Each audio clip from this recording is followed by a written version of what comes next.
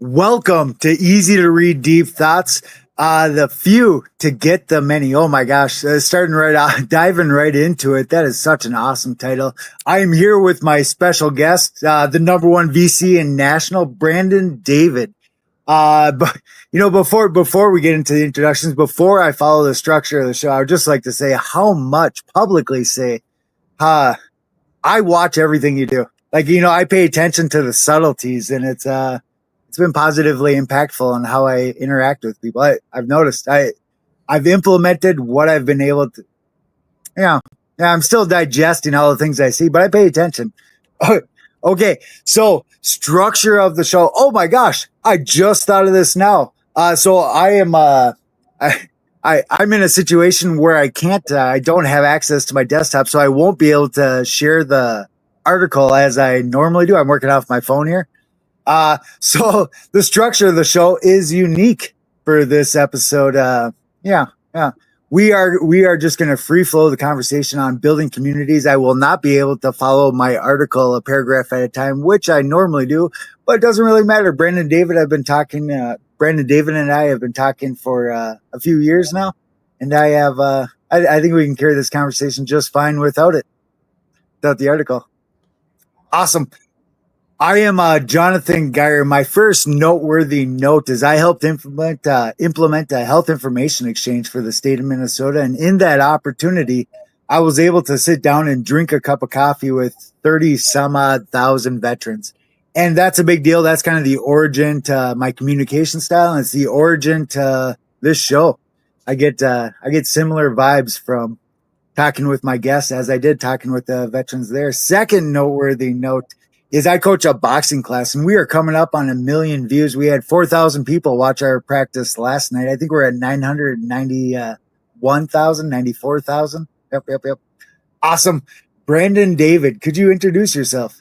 Yeah, I'm Brandon David. We had started the Cleveland-Nashville connection during the pandemic to help artists and creative entrepreneurs pivot and pave the way to the future.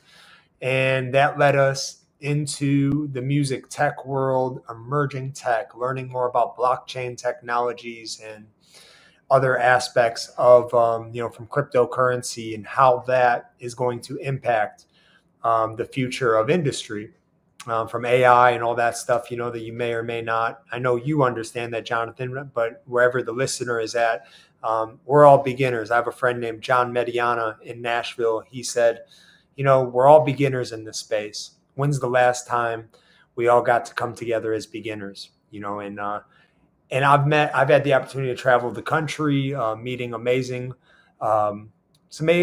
movers and shakers, whether it's in media, tech, entrepreneurship, government, across the board. And that eventually led me and some business collaborators into having the desire to actually not only bring together artists and entrepreneurs and those who could help fund them, but also be in a place where we can help fund them ourselves through a venture fund. So we're in the process of raising that fund and also just continuing to build community and grow ourselves in the process. Oh my God, that's awesome. I'd like to share a little bit of context on, yeah. So I'm not sure how to say it. My faith journey is relatively new. And I'm saying that kind of in the dichotomy of absolutes, because I've always known there's beyond more than what we can measure, right? But with that being said, some of the stuff you said before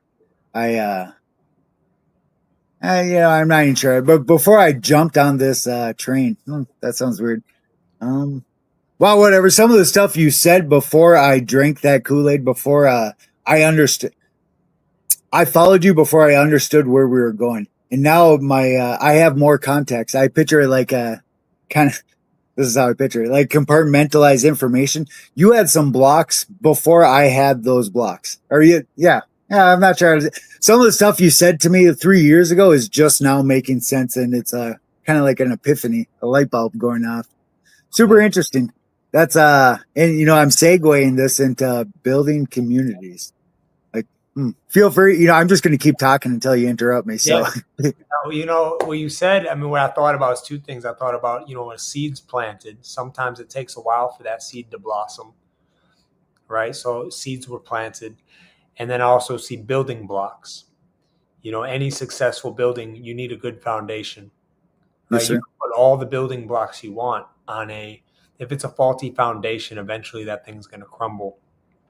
And I remember being in a music business office, working late at night. This was years ago.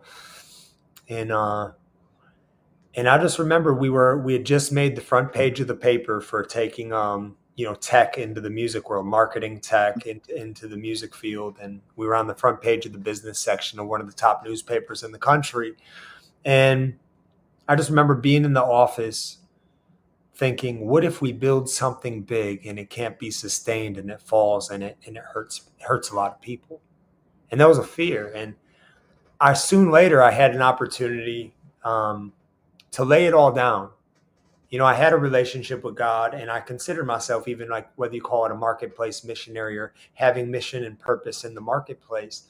But this was an opportunity to lay down my dreams and my business endeavors to get closer with God. When I was 19 years old, I was going deep in the underground music scene and found myself in the underground hip hop scene, and went to a mentor's house he was a former gang leader and was not very healthy. And next thing you know, I said something he didn't like. And moments later, I was being choked to death on top of my buddy's car, being murdered in the middle of the street.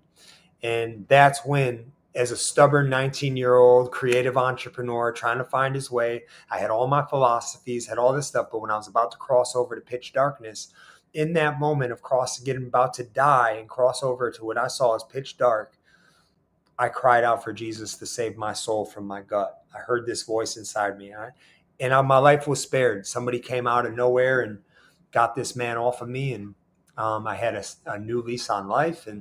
But I was like, yo, bro, I said to my friend Mike, I was at the rec center, not knowing I was overcoming PTSD at the time. But I said to my friend Mike, and I knew he grew up as a Christian, and I said, Mike, what's up with this Jesus thing?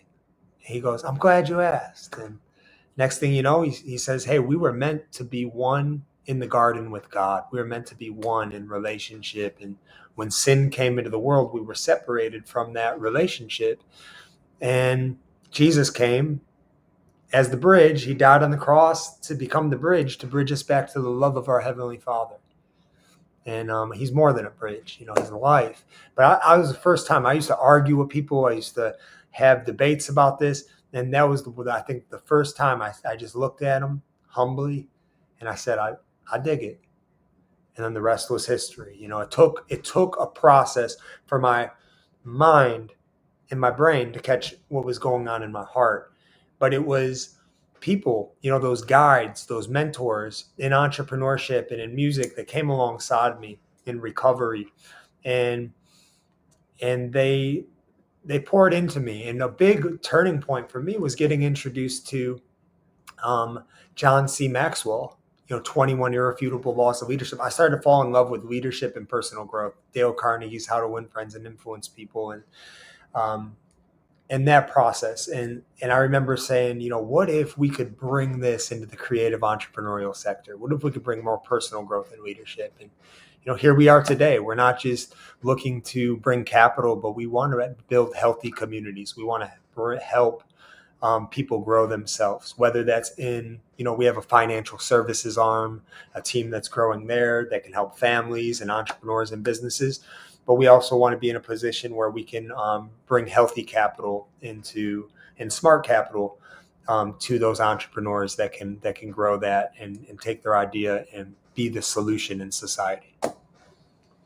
Oh my gosh. We didn't plan this at all. When I got baptized, and I think it was about 3 years ago now, on my, they make you fill out a sign or whatever. I filled out a sign, and then on my sign when I got baptized was, I don't want to be alone anymore. Or that was my prayer. That was my ask, because there's disadvantages to the way I think. Like my perception is not the average. So it's isolating. right? Like, and it's super challenging to bring other people to where I'm at, kind of like going back to the earlier part, compartmentalize information. There's some info blocks. Yeah, whatever. It's super isolating. So that's you said that I was looking at my phone, not to take a call, but I was reminded of a song that I just sent to a few friends called Pioneer. I believe a woman named Honeytree, the artist named Honeytree, wrote it years ago, and a man named Rick Pino had did a version of it later. But the song Pioneer, it talks about the lonely walk of a pioneer. You'll build it now, and others will make it stronger and faster later. You may feel alone, and on a path of wilderness, and you're on a wilderness path, paving the way. But keep going, pioneer. Keep going, pioneer. Keep going. And the pioneer, the entrepreneur, many times is on a pioneering journey, and that journey you can feel alone at times, but you're marching towards a promised land of prosperity. You're marching forth of a promised land of abundance. And unfortunately, some people never get to steward that abundance. Maybe they die early or they learn later. You hear Steve Jobs, where he had to get fired from his own company. Then he took some humble pie and learned marketing and made it more about the customer than himself. And then the second half of his life was far impactful than that first half, right? What if there were communities and opportunities to grow into entrepreneurship, the journey of entrepreneurship, and creating and coming alongside, and even eventually learning, being that person who can also fund the next generation and mentor the next generation? What if that was part of the plan and not just figure it out and pave the path as you go, which can be dangerous, but it's fun. It's fun. But like I heard Rich Wilkerson say at a conference in Nashville, he said, no risk, no reward. And but what if that journey for the next generation can be healthier? And I believe you're part of that, and so many others are part of that journey for the Nashville Entrepreneur Center. Our friend Nick Tietz at your alumni of over there in Minnesota, ILT, making it better for the next one. And what a great work that these ecosystem builders are doing. Sam Davidson in Nashville. We have friends in Miami that are making things better, and across the globe. Oh my gosh, if you're willing to allow me to go a little bit deep, I was thinking about this earlier. I find it super interesting, and I'm going to speak to, I don't remember how you said it, but just information, contextual information translating down through the generations. How I'm going to say this, fair chance it's going to be confusing. Just give me some grace. So information it's not a one-to-one exchange, right? So like what I experience as a parent doesn't directly translate down to my kids. There's a loss of information, and this loss of information is based on the context of their understanding. Perception only works kind of like compartmentalized information. Perception is the summation of all these blocks of information, right? So when I can tell my kids lessons, and it won't make sense until they find themselves in a similar environment to what I can tell boxers to put their hands up, but it doesn't mean anything until they get punched, right? And well, where I'm going with that is I'm seeing a similar thing with generational information. Like we can tell the world about Jesus. People told me about Jesus. It didn't mean anything until I got there, or like I didn't understand what I was seeing until I experienced that stuff for myself. There's like a loss, a degradation. I can't pronounce that, but there's a loss. It's not a one-to-one ratio. Like I foresee the need for this type of promotion, this type of lessons. The shepherds always finding the sheep, perpetual, forever. It's an infinity because of this loss of information. Like our generation understanding it does not mean the next generation is going to understand it. So it's on me. There's a labor. There's a Spider-Man, great responsibility on me to bring that to the others, because I understand it. So now that I have, with great power, great responsibility, like, no, I don't know. That's kind of the vibe that I'm feeling. Like I don't see it happening on its own. Like, or I'm not. Yeah, Right. you following what I'm saying? How I said it was confusing. No, you're hitting it on the head, and the intentionalness of passing on that information and legacy. I think legacy stands out to me. Um, that there this. I take a little bit of risk at saying this, but what they call that generation that are in their 60s and 70s, they have the name baby boomers, right? And most of their families came off, their parents came either off the boat or their parents came off the boat as immigrants, and they were rooted in a time of turbulence. So even though their parents met, a lot of their parents came out of the Great Depression, or they came out of a place where they had to provide, or there was a lot of pressure and a lot of stress. And I don't know too many parents that, from the baby boomer generation, or what you'd say, I would like to call them the legacy generation. But I don't know too many of those parents where they had very emotionally connected parents, right? Good And call. there wasn't a lot of, parents maybe that were hands on, or maybe one was and the other was working in the field or building the business, or, so if they didn't learn, if they weren't intentionally taught how to parent or how to raise up the next generation, well, then what is, the, the boomer generation has become very prosperous, right? Any industry they've touched has become prosperous. But as far as from raising up the next generation, that legacy is still to be determined. That um, whether you would call you and me like the bridge generation, right? But the legacy, what if we could help connect the generations? What if we can help bridge that, bring more proximity to the wisdom and experience of the older, and be able to, help the younger start out more wise? And then the older to know that you don't have to stop dreaming either. So many people feel like they have to retire. No, you got, even if you're retired, you got work to do. Oh my gosh, that's we can recenter back on community here in a second. Observation from speaking with those 30,000 veterans. Those that retire in the stereotypical vision, the American dream of retirement, there's some negatives that come with that checking out of reality, and the image of sitting on a dock fishing until after your working days, just sitting there fishing. I've seen zero examples of that standard vision of retirement working out. Like most, in my experience with talking with the veterans, I have the impression if you retire and don't do anything, you just kind of wither away and die. That's dramatic, but that's the evidence I'm working with suggests that. And I've had time to digest this a bit. My conclusion is that you should always do something for the greater good. Like, yeah, falling Don't off that bandwagon, I have the impression you just wither away and die. Like it's not the path that, yeah. I heard this. I've seen zero signs suggesting that's a good way to go. Like there's more to it than what's obvious. I heard the saying, "Don't retire, refire." Ooh, nice. I don't know that. Let's recenter building communities. So I've done this unintentionally. I've pulled this off successfully, unintentionally a few times over.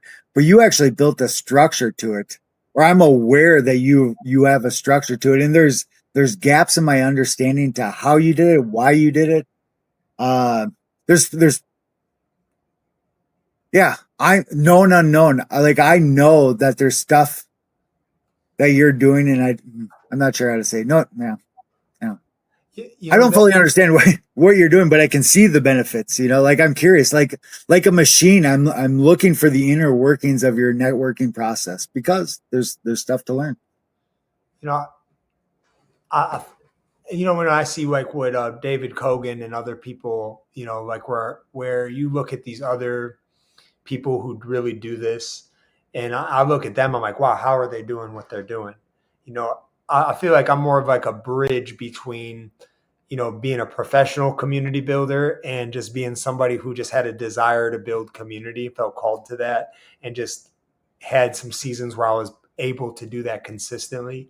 And I will say here's a healthy place to start community is actually out of necessity. So when there's a gap, like for us, we started building up the music tech community specifically during the pandemic. So people were locked in their houses; they couldn't go to the music venues anymore, and so we said, all right, well, let's bring. I was on a Shark Tank style call where I was asked to be an advisor to give startups advice, and it was a great experience. And I was praying. I said, what is prosperous, or what is profitable in what I'm doing? Like, what is the profitable thing? And I just had a light bulb moment. I was on that call and listened to my friend kind of give a webinar and connect and give advice to these startups. And it was like light bulb moment. Do that. So I called up some of my team and said, hey, we're going to do the Music Tech Media Seminar. Eventually turned into the Music Tech Media Summit, to pivot and help artists and entrepreneurs come together to pivot and pave the way for the future. And there was an app that came out around that time called Clubhouse. And I was sent that, and I started jumping into those rooms and hearing conversations. And there was a friend, Natalie, on there who was schooling people on blockchain technology and NFTs and this. And she was schooling some very high profile people. And so I would invite Natalie and other friends and new friends from there onto my Music Tech Media Summit that I was hosting with some collaborators. And Natalie said one day on a call, she said, hey, you should bring this show to Clubhouse. So I said, okay. So then when it turned into the music, I didn't know what I was doing, but I had enough. I had enough courage to step out and try something. I said, okay, I'll try this. So we were monthly doing the Music Tech Media Summit and started to have regular people show up to that. Then we started the Music Tech Media Hour weekly. We would say, hey, we're doing the Music Tech Media Hour because life's a marathon. If anybody who was on that platform at that time, other people would host shows that sometimes they go on 5, 6, 7, 8 hours, 2 days. People would be on there during the pandemic. So I said, hey, we're doing the Music Tech Media Hour, stick to 1 hour because life's a marathon. So people, high tech and music tech entrepreneurs started coming onto these calls and on the show because they, it was a way for them to check in, get refreshed, and they see some familiar faces, hear some familiar voices, even better, and we would do that, and so there was like these puzzle pieces or building blocks, right? So the consistency, I would say, when you're building a community, is find something that's needed, that's meeting a need that you feel needs to be met for yourself, because then even if nobody else shows up but you and another person, you win. And then just consistently do it. Pick the one thing. All right, if it's monthly, boom, I could show up monthly. I could host a Zoom call, or I could host something at a coffee house. And then you layer onto that. Like we went to the Music Tech Media Hour, still hosting the Music Tech Media Summit. And then that turned into hosting satellite events at conferences across the country, and eventually starting to do regular things in Nashville, and then helping other friends launch things in other cities. But for me, I think the infrastructure came, but then I have a good friend who started the EntrePowerment community, where he took the infrastructure to another level. He studied it, counted the cost, and where I was like building the plane, and our friends, we were building the plane while it was going. Don't always recommend that. I have my friend Tim Martinez. He counted the cost and committed to a solid year. Now he's doing some other entrepreneurial endeavors and consulting. But there's definitely people who do it at a way higher octane than I have. But thank God for those examples, because we've been able to, there's been seasons where we had a very successful Telegram going, but it was more because the community members and contributors were heading that up. I think you got to focus on what you can do, and then attract the people who want to do something and make room. Don't hold the baby too tight. Don't squeeze the thing and not let anybody else in. See what other people can do, want to do voluntarily. And, something else that stands out is a blockchain pioneer Lou Kerner. I remember being on a call with him, and also read an article he wrote, and he said the definition of community, a healthy community, is getting more out of it. You get more out of the community than you put in. So, Like it's a multiple or exponential.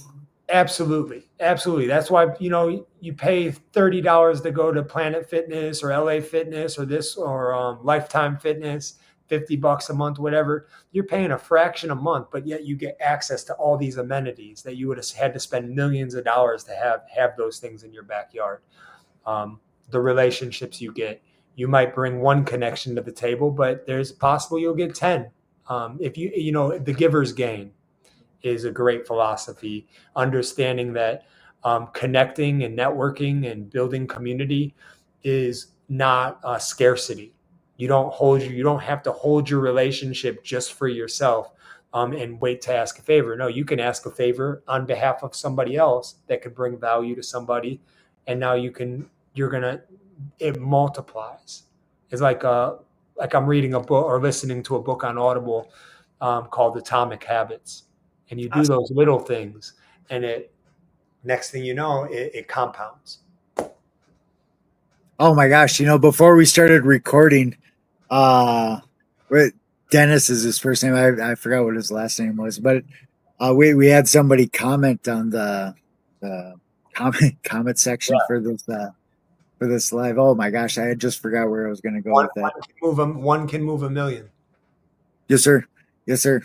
I lost it. What was the last thing you said? I lost where I was going with that. What was going on that I saw that comment on one can move a million is sometimes it takes, don't forsake the person in front of you. Ooh, right. Nice. And there's only 2 people speaking on this call, but it could touch millions. It could touch 100. It could touch 1,000. It could spark. I don't know if a lot of people knew this, but Tupac Shakur, before he passed away, put out a poetry book. And it was a book called The Rose That Grew from Concrete. And there's interviews where he said, I might not personally change the world, but I guarantee I'll spark the mind of somebody who will. And when you look at pioneers like William Wilberforce, great movie to watch, Amazing Grace, the one that was released in 2006. His life was, he was born into politics, and his friend, William the Younger, became the first prime minister, or the youngest prime minister, I believe, in Great Britain's history. And he had a passion where he was coming in. He said, I'm going to be prime minister. He says to William Wilberforce, I want you to be part of my cabinet. And he goes, I just want to change myself. He goes, we're too young to think that we're too young and stupid to think that we can't change the world. So let's change the world. And they went on and they started a community where William Wilberforce would pen letters to George Whitefield, I believe Wesley, and other, and then there was abolitionists and business people. And they started a community where they would just regularly connect, have coffee, but with a purpose, have tea with a purpose. And they not only helped break up and destroy the transatlantic slave trade, but there was 96 plus different reforms in society because of their purpose-driven community. Because there was purpose at the heart. They weren't just meeting to go because they were working in the coal mines and going to have a shot of whiskey at the bar and meeting that way. No, when they met with a purpose at the heart of it. And it attracted cross-denominational, cross-party, cross-politics kinds of people to come to that had a passion for that cause. Oh my gosh. I was active listening, but a thought that popped into my head aligned with what you were talking. Benjamin Franklin, the silence do-gooder letters. I can't remember how you say it. Yeah. But he was young when he did this. There was like no rhyme or reason for him doing that, but he did. Like what empathetically trying to I read I listened to like a 30-hour Benjamin Franklin documentary on Audible or whatever. But there was no reason for him to do it. Like there wasn't an intent. He was broadcasting with no reverberation. However, Why would he write those letters? Like empathetically trying to walk in his shoes, like why?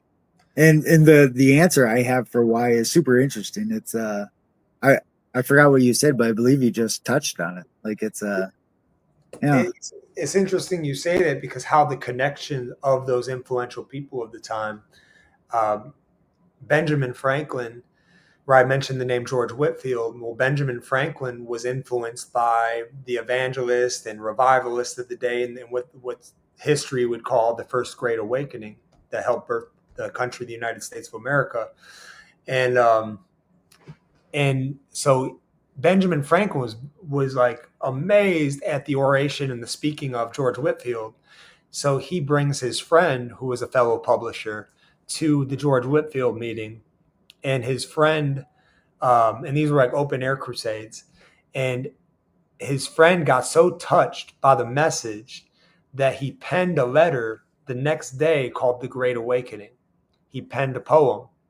And there's an artist named Leland, Leeland, who later found that in a library. He found that poem from 250, almost 300 years ago in a book. And then he took those lyrics that Benjamin Franklin's friend wrote and turned it into the song called The Great Awakening. It's kind of got a Paul Simon kind of feel to it, and it's phenomenal. Just the power of those connectors and writing the letters, and just the power of penmanship, the power of publishing, and what that can do. Yes, sir. Also, the second thing that popped in my head as the dawn of the country itself, it was a bunch of yeah, I'm a visual thinker, so I'm active listening, but still things pop into my head, right? And as you were describing, well, whatever, I forgot the names of the people coming together with purpose. Oh, hey, I think that's how you said it.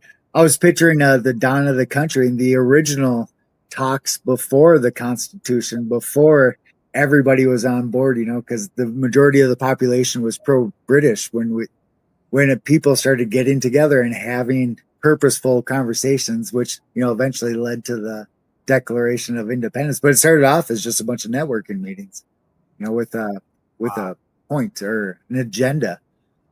I have a friend who's a pioneer in the psychology space, from Silicon Valley, who moved to Northeast Ohio. And we were at a coffee shop, and he said the originally I believe it was in Silicon Valley and in that area, they originally would call the coffee shops penny university, because it cost you close to a penny, but what you could learn was priceless by having conversations with other people who would gather at the coffee shop. Oh my gosh, my stuff at the VA. It was just me sitting around with a bunch of nice old veterans drinking coffee, and it turned into a national level of success. And Dr. Miles Monroe, um, touches on this. Many times people work a 9 to 5, or they go to college, they get a career because they call it their work. What are you going to do their work? Many times their work, Dr. Miles Monroe says, is their job. But don't confuse job with your work. Your work is connected to your life's purpose. And that means whether it's sitting at a coffee table with veterans, or going and even it could be serving a table. It could be connected in the workplace, but your life's work could be writing a book, raising a family, building a business, bringing solutions, coming alongside, advising. That's purpose. Sharing the good news, helping somebody out of a tough, turbulent time, being a friend is part of your life's work. So many times those, your job, your work, your career, those are compartmentalized. But Dr. Miles did, I feel like he did a great job at encouraging people to make sure, he said the richest place in the world was the graveyard, because that's where everybody's ideas, dreams, and books that they were supposed to write are buried with them in the graveyard. So don't be afraid to write that book. Don't be afraid to use technology to write that book, start that podcast, start your show, live out your life's purpose. Oh my God, that was awesome. We are already, I got a little clock here in my corner. We are already 5 minutes over time. Uh, if you're cool with it. So something I ask my guests, a closing thought. The the conclusion, what takeaway would you like our audience to have from this conversation? The summation of what we poked at here. What would you like our audience to think about after we end this? You know, I'm considering the audience and like very intellectual, purpose-driven people, and I would say the one word that resonates is legacy. And I just had there's a man from Cleveland named Robert Kylo, and changing the world. Just amazing. I look at him like a big brother. And he said, you know what? He said, I had to die to man's opinions. I had to die to what people think. And I said in my heart, I said, God, that's what I want. I want that. You know, you ever been in an uncomfortable conversation where you know you're in the right place, but you feel uneasy? There's almost like things are shifting on the inside of you. You realize, wow, I want that. I want to go to another level. Well, part of that is not caring. I'll say this in a nice way, is dying to other people's opinions. Whether you're in a career, lifelong career, I just watched my friend lay down his lifelong career, or the trajectory of what he was going to do and he pivoted into his purpose. And I've watched other people lay down to be willing to give up what you cannot keep to gain what you can never lose. That might be a Jim Elliott quote from years ago. But to give up what you cannot keep to gain what you can never lose. Consider your legacy. Consider is what am I doing now going to create the highest impact for what I want to leave for the next generation? Is what I'm doing in alignment with my purpose, with my heart, with who I believe I was created to be, and be willing to die to the associations and opinions of those who put you in a box. And that can include yourself. Right? To die to yourself, to die to your own opinions about yourself. But, you know, what if there was something more that you were meant to do than just what you're doing? And what you're doing now is actually training for what you're going to do. So, yeah, I'll just leave it at that. I could, you know, and for me, you know, it took me to die. You don't have to wait to die to cry out to Jesus. You don't have to wait till you're, you know, holding on to all these philosophies and being murdered like I was to finally have that come to Jesus moment. You can have that now. It's simple. It's not a religious thing. It's a relationship thing of just saying, if you believe he died on the cross and rose from the grave, and you believe that, if you're wrestling with that, that's okay too. If you don't believe that, you know, it's okay to wrestle with that. But if you believe that, it's okay to confess that. It's okay to say, okay, God, have your way in my heart. I believe that. I believe that to be the truth. Help me. And there's good news.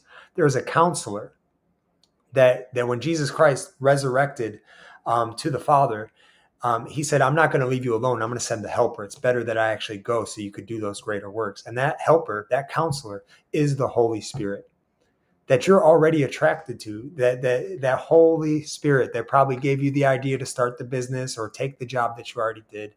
And you can embrace him to lead you in all truth.